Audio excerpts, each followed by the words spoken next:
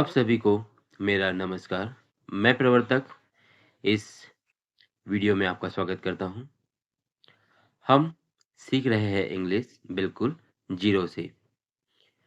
यह कोर्स उन लोगों के लिए है जिन्होंने इंग्लिश सीखना चालू किया है, जिनको इंग्लिश बिल्कुल भी नहीं आती है। इसलिए हम कहते हैं इंग्लिश सीखें ज़ीरो से।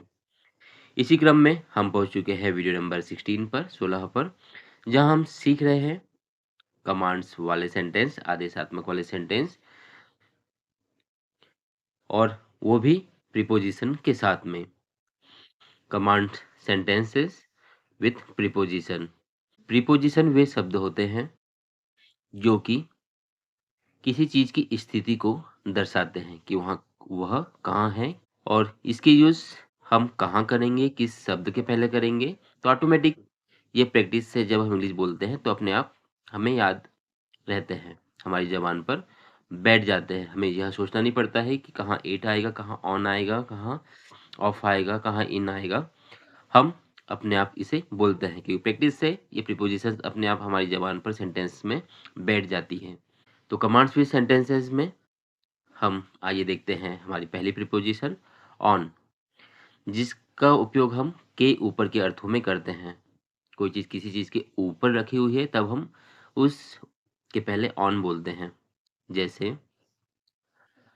Put glass on the table, किसके ऊपर? टेबल के ऊपर। पुट मतलब रखना, तो एक कमांड सेंटेंस है जिसको हम वर्ब से चालू करते हैं, वर्ब की फर्स्ट फॉर्म से, पहले रूप से।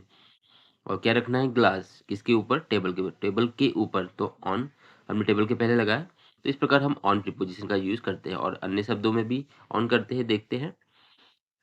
Put glass on the table, glass को टेबल पर रख दे। अगला सेंटेंस है स्विच ऑन द फैन, पंखा चालू करें। तो जो बटन होती है हमारी, इसको हम इंग्लिश में स्विच कहते हैं, तो उसको दबा के यदि हम कोई चीज़ चालू करते हैं तो इसके लिए वर्ब यूज़ करते हैं हम स्विच ऑन। और कोई चीज़ घुमा के हम चालू करते हैं तो उसके लिए हम वर्ब यूज़ करते हैं टर्न ऑन। तो switch on the fan, turn on the fan, Hindi में एक ही मीनिंग होगा, पंखा चालू करो। मीट मी ऑन होली, मुझे होली पर मिलो। थिंक ऑन इट अगेन, इस पर दोबारा सोचो। तो यहाँ पर ऑन का प्रयोग हम किस चीज़ पर कर रहे हैं? तो पर के अर्थ में भी हम ऑन का प्रयोग करते हैं। कम ऑन दिवाली, दिवाली पर आओ। तो दिवाली एक त्योहार है, त्योहार के नाम के पहले भी हम ऑन प्रयोग कर रहे हैं। इसी प्रकार दिन का नाम है, जैसे संडे, मंडे, उसके पहले भी हम ऑन बोलते हैं। तो हम बोल सकते हैं कम ऑन मंडे, सोमवार को आ जाओ। गो ऑन टाइम, समय पर जाओ। बी ऑन टाइम, मतलब समय से रहना है, समय पर आना। मतलब कोई चीज़ समय पर करना तो हम बोलते हैं बी ऑन टाइम, समय से आना या समय पर होना। रीच ऑन टाइम, समय पे पहुँचो। रीच मतलब होता है पहुँचना, तो रीच ऑन टाइम, समय पर पहुँचो। अगली प्रीपोजिशन है इन, कोई चीज़ किसी चीज़ के अंदर है तब उसको बताने के लिए हम इन प्रीपोजिशन बोलते हैं। स्टेप इन द हाउस, घर में कदम रखो या रखें। बिलीव इन योरसेल्फ, खुद के अंदर की बात कर रहे हैं इसलिए इन प्रयोग किया है। बिलीव इन योरसेल्फ, अपने आप पर भरोसा करो। लुक इन द मिरर, आईने में देखो। Put the bags in the car, bag को कार में रखो। गो इन द किचन, किचन में जाओ। Right your name and number, अपना नाम और नंबर लिखो। स्पीक इन क्लियर वॉइस, साफ आवाज में बोलो।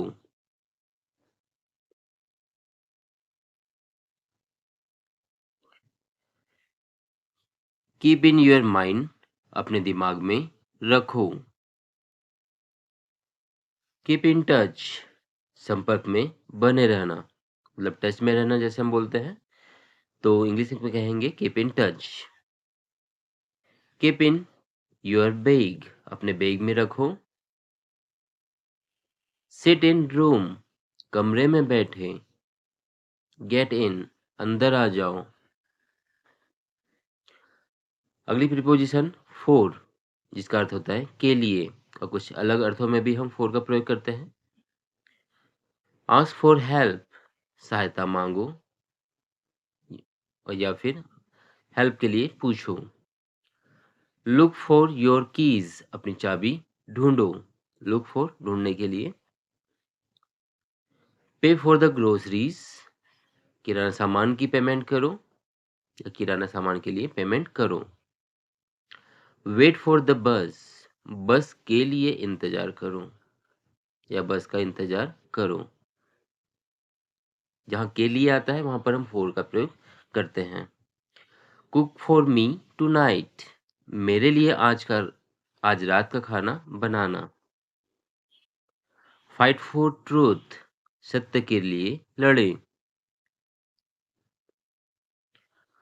Work for a better future, अच्छे भविष्य के लिए काम करें। प्रिपेयर फॉर द वर्स्ट, सबसे ज्यादा बुरे के लिए तैयार रहें, मतलब सबसे बुरी स्थिति के लिए अपने आप को तैयार रखना है। प्लान फॉर टुमारो, कल का प्लान करें या आगे की सोचें, इसका अर्थ ये भी होता है प्लान फॉर टुमारो, आगे की सोचें। प्रे फॉर दिस फैमिली, उसके परिवार के लिए प्रार्थना करें। सेव फॉर नेक्स्ट मंथ, अगले महीने के लिए बचाएं, कल के लिए बचाएं। Save for tomorrow, simple. Train for the Pune, Pune के लिए train. Apply for the job, नौकरी के लिए आवेदन करें। वोट फॉर डेवलपमेंट, विकास के लिए वोट करें। अगली प्रीपोजिशन टू, टीओ टू। गो के बाद हम टू का प्रयोग करते हैं। गो टू ऑफिस, ऑफिस जाओ। गो टू स्कूल, स्कूल जाओ। गो टू मार्केट, बाजार जाओ। कम टू मी, मेरे पास आओ। गिव टू हिम, उसे दे दो। आस्क टू मिंटू, मिंटू से पूछो। अगली प्रीपोजिशन फ्रॉम, फ्रॉम का अर्थ होता है से, जहां से शब्द आता है वाक्य में तब हम फ्रॉम का प्रयोग करते हैं। जैसे काउंट फ्रॉम 1 to 20, गिनो 1 से 20 तक। Directly come from office, office से सीधे आ जाओ। Take the book from the shelf, अलमारी से पुस्तक ले लो।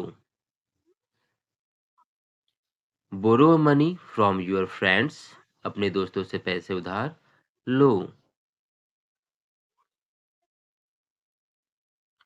लर्न फ्रॉम योर मिस्टेक्स, अपनी गलती से सीखे। Hide the ice cream from your sister, अपनी बहन से आइसक्रीम छुपा लो।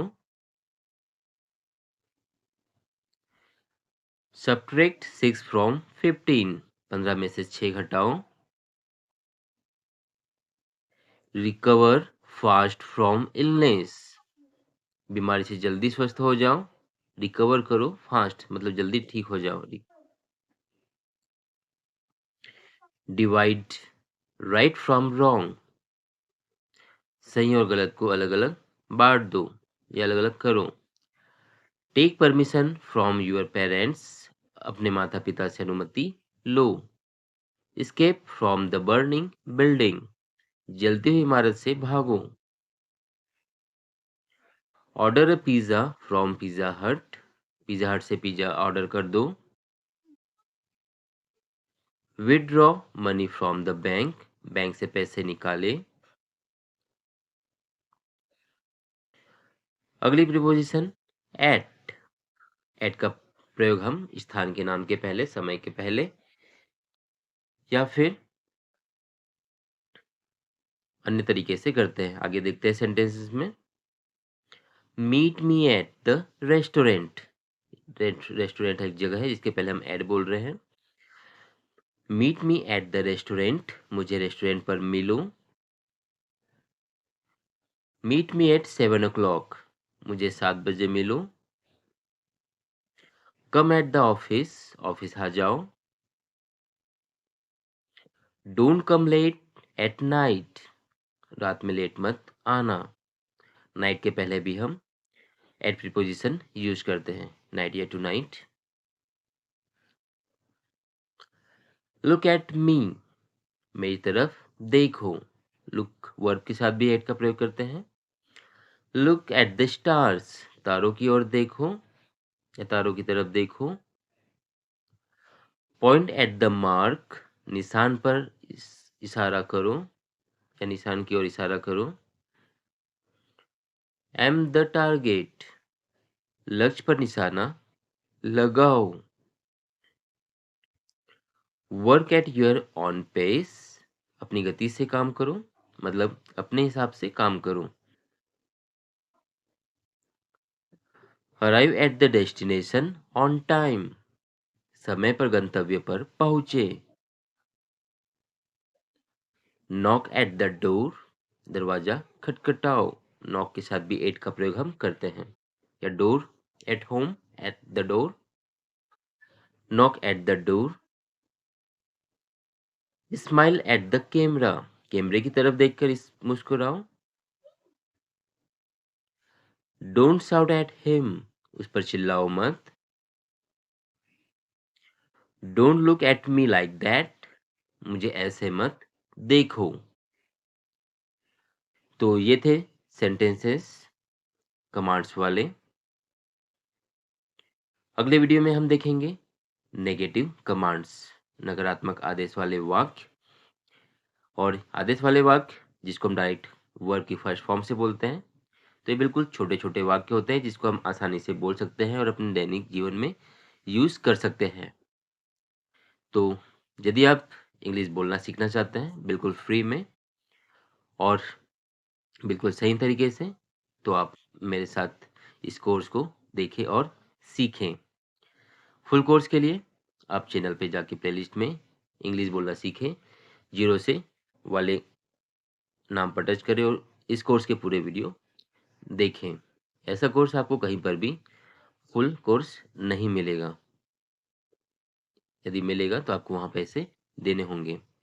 और साथ ही साथ आप इंग्लिश रीडिंग की प्रैक्टिस करें जिससे आपका उच्चारण सुधरेगा और आपको बहुत सारे नए नए शब्द पढ़ने को बोलने के लिए मिलेंगे।